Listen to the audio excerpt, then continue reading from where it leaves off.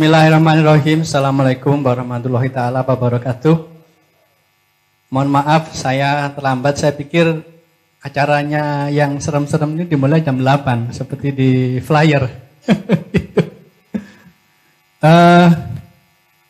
Saya grogi ini di depan Pak Dahlan ini mau ngomong pers gimana ini.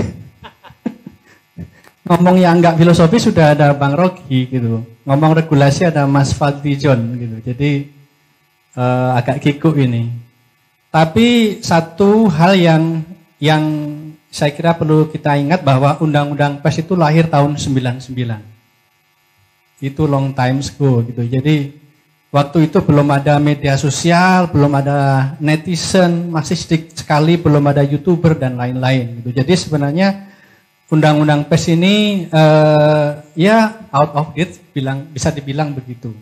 Tetapi kita bersyukur bahwa para senior kita, Pak Atma Kusuma, mungkin juga Pak Dahlan Iskan, yang dulu memperjuangkan undang-undang pers, itu entah sengaja atau tidak, banyak memasang klausul yang bersifat terbuka di Dewan Pers itu. Jadi seperti mengantisipasi zaman setelah tahun 99 itu akan ada banyak perubahan. Gitu. Jadi pengertian tentang media itu dikatakan kan media adalah begini-begini dan lain-lain. Gitu. Jadi banyak klausul yang sengaja dibikin open. Gitu. Nah ini menurut saya cukup menyelamatkan sekarang ketika ada perkembangan baru. Gitu. Kan sejak tahun 2010 saya di Dewan Pers dengan Pak Bagir Manan sebenarnya sudah ada. Bagaimana ya waktu itu bukan YouTuber, waktu itu blogger. Bagaimana ya blogger itu bisa di-exercise dengan undang-undang pers, bisa dilindungi dengan undang-undang pers. Waktu itu konfliknya bukan YouTuber tapi bloggers waktu itu. Gitu. Nah bagaimana bloggers itu bisa diinklusi di dalam sistem hukum pers kita waktu itu. Gitu. Dan Dewan Pers waktu itu sempat setelah Dewan Pers mengesahkan pedoman pemberitaan media siber, peraturan Dewan Pers tentang pedoman media siber, kemudian teman-teman YouTubers itu komplain gitu. Kok yang diatur hanya media online? Media online dalam arti .com dan lain-lain gitu. Bagaimana dengan bloggers? Gitu. Nah, kemudian saya dengan Mbak Uni Lubis waktu itu mencoba mengundang teman-teman bloggers. Yuk kita coba exercise, kita coba inisiasi membuat kode etik bloggers Indonesia. Gitu. Nah, waktu itu tidak jadi karena teman-teman bloggers merasa kalau titik angkatnya adalah kode etik jurnalistik mau diadopsi untuk para bloggers, para blogger waktu itu komplain, ini terlalu ketat buat kami, Mas Agus. Itu. Terlalu ketat buat kami. Gitu. Akhirnya tidak jadi. Tapi sebenarnya inisiatif itu ada. Gitu. Jadi kesimpulannya teman-teman, jadi undang-undang pers itu pertama itu adalah produk yang lama, gitu ya. Meskipun dalam banyak hal masih relevan dengan sekarang, masih kontekstual. Tapi kode undang-undang pers dan kode etik itu bisa menginklusi bentuk-bentuk jurnalisme yang baru, bentuk-bentuk bermedia yang baru, tapi inklusinya tidak bisa parsial, tidak bisa setengah-setengah, inklusinya harus total.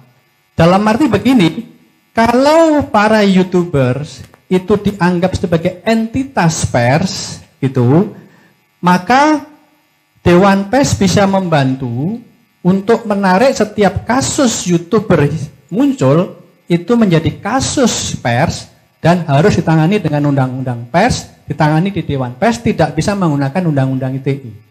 Ada opportunity itu. Jadi YouTubers atau sosial media ditempatkan sebagai entitas baru dari praktek bermedia yang masuk dalam ranah undang-undang pers, masuk dalam ranah Dewan Pers. Itu bisa sebenarnya, karena di undang-undang persnya sendiri klausulnya terbuka. Media adalah begini-begini dan lain-lain gitu. Tetapi inklusi tidak ke dalam undang-undang pers ini atau sistem pers itu tidak bisa parsial. Undang-undang pers, Dewan Pers bisa memberikan semacam perlindungan terhadap para aktivis media sosial, tetapi di saat yang sama para aktivis media sosial harus bisa menerima konsekuensi, harus menaati kode etik jurnalistik yang rigid tadi. Gitu.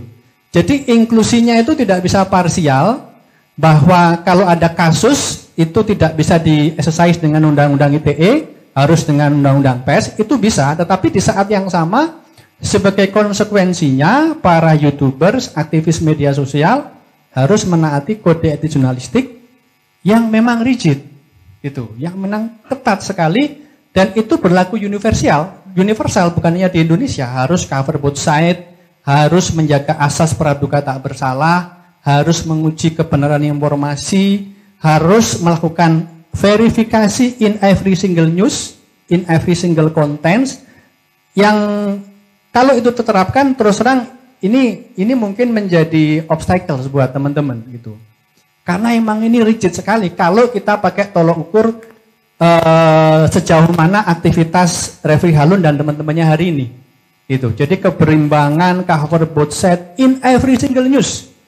Coba, and in every single news. Dan kita sudah cek. Apakah kode etik jurnalistik itu di negara lain, di Eropa, di Amerika sebagai ini ya, sebagai tolok ukur sudah berubah, sudah lebih longgar dengan adanya perkembangan new media? Ternyata tidak, gitu. Masih rigid, masih mungkin kita bisa sebut konservatif, gitu ya, dalam menjaga itu tadi keberimbangan, verifikasi, konfirmasi, praduga tak bersalah, uji kebenaran informasi, memisahkan fakta dan opini. Bagaimana Refri Harun bisa memisahkan fakta dan opini di dalam YouTube-nya gitu? Karena itu memang opini Refri Harun gitu.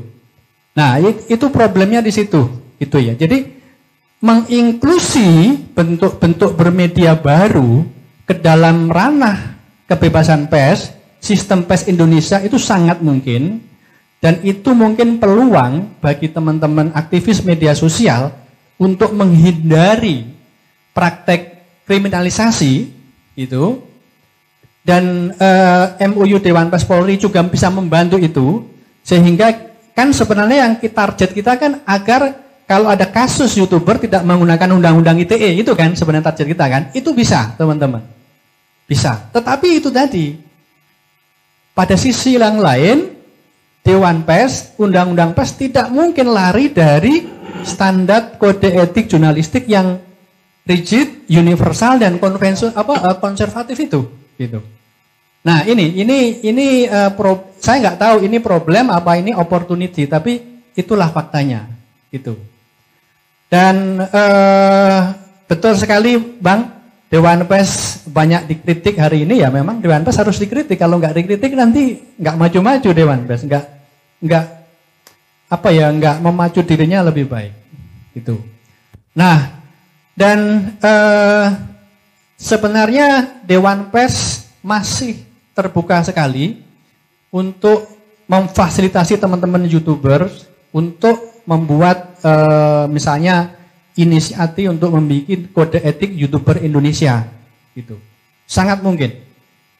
Itu bagi kami sama saja statusnya dengan kami membantu teman-teman pers mahasiswa untuk membuat kode etik pers mahasiswa, untuk melindungi pers mahasiswa, karena belakangan pers mahasiswa yang kritis kepada rektornya banyak yang dipecat, banyak yang di-DO-kan oleh rektoratnya, gitu. Jadi kami juga membantu mereka, meskipun kalau mau jujur dengan menggunakan interpretasi terhadap undang-undang pers hari ini, pers kampus itu belum masuk dalam definisi pers sebenarnya, gitu.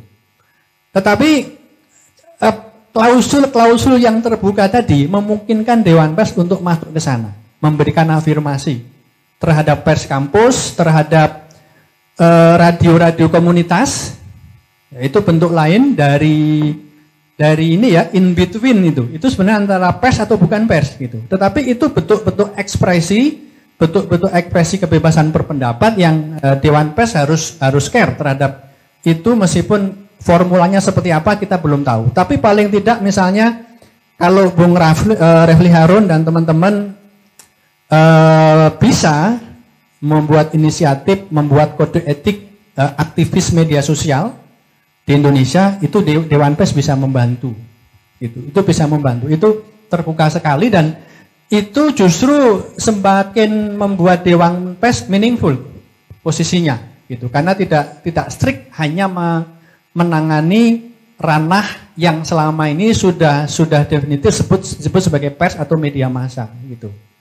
Jadi tadi dari rumah saya berpikir kira-kira apa yang bisa saya tawarkan ya, karena kalau nggak menawarkan apa dimarahin sama Refli pasti ini, gitu. Ya misalnya gitu. Jadi menurut saya itu yang perlu sekarang ya, karena daripada kode etik media sosial itu diambil negara untuk menulisnya, untuk merumuskannya, lebih baik inisiatif itu diambil oleh masyarakat sipil. Gitu. Lebih baik itu diambil oleh masyarakat sipil dan Dewan Pers itu kan in between juga teman-teman ya, lembaga negara juga ya, masyarakat sipil juga ya. Dewan Pers satu-satunya dewan atau lembaga negara yang dipilih oleh masyarakat sipil anggotanya, tidak oleh DPR gitu. Jadi itu satu kekhasan dari Dewan Pers gitu. Jadi kalau apa yang bisa saya tawarkan itu barangkali Dewan Pers jika teman-teman menghendaki. Kalau teman-teman nggak menghendaki kan ya lucu gitu. Jadi misalnya merumuskan kode etik media sosial, aktivis media sosial Indonesia. Sebenarnya kan itu sama saja merumuskan kode etik sosial media sebagai ruang publik baru gitu. Apakah itu nanti kita sebut ruang publik pers, ruang publik non pers, nanti bisa kita rumuskan lebih lanjut gitu.